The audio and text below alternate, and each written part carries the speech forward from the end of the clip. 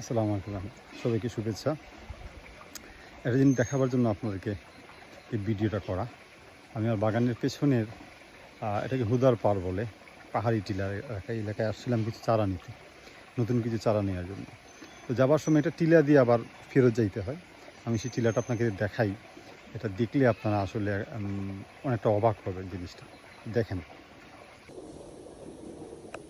দেখুন এই রাস্তাটা, এটা খুব ডেঞ্জারাস একটা রাস্তা। বৃষ্টির সময় অনেক পিচ্ছিল হয়ে যায় এবং দুই পাশে দেখতে পাচ্ছেন আপনারা ঘন জঙ্গল। দিনের বেলায় এটা অনেকটা ভয়ঙ্কর রকম অবস্থা দিনের বেলা। রাত্রে বিশেষ করে সন্ধ্যার পরে এদিক দিয়ে কেউ যেতে পারবে স্থানীয় লোক ছাড়া আমার সেটা বিশ্বাস হয় না।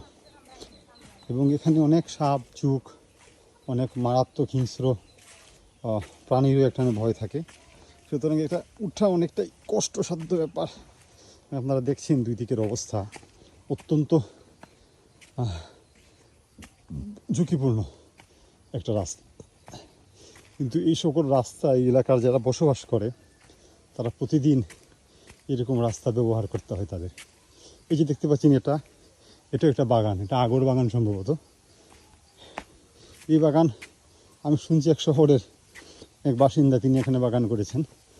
তিনিও হয়তো বা এখানে প্রতিদিন আসা যাওয়া করেন এভাবেই। আর এলাকার বাসিন্দারা তো আসেই। সুতরাং এই সকল রাস্তা আসলেই খুব মারাত্মক। আর পাহাড়ি এলাকা, জঙ্গল এলাকা না আসলে এ ধরনের রাস্তা আসলেই খুব একটা সচরাচর দেখা যায় না। তো আমি অলরেডি চলে আসছি। এই সামনের একটুকু পথ পার হলেই আমার বাগানে আমি ঢুকে যাব। তো আপনাদের সাথে শেয়ার করলাম যে পাহাড় এলাকায় কিংবা জঙ্গল এলাকায় কতটুকু ঝুঁকি নিয়ে আসলে চলাফেরা করতে হয়। আর এখন তো আসলে বৃষ্টির সময়, এখন তো বৃষ্টির মৌসুম থাকায় রাস্তাগুলো পিচ্ছিল হয়ে গেছে।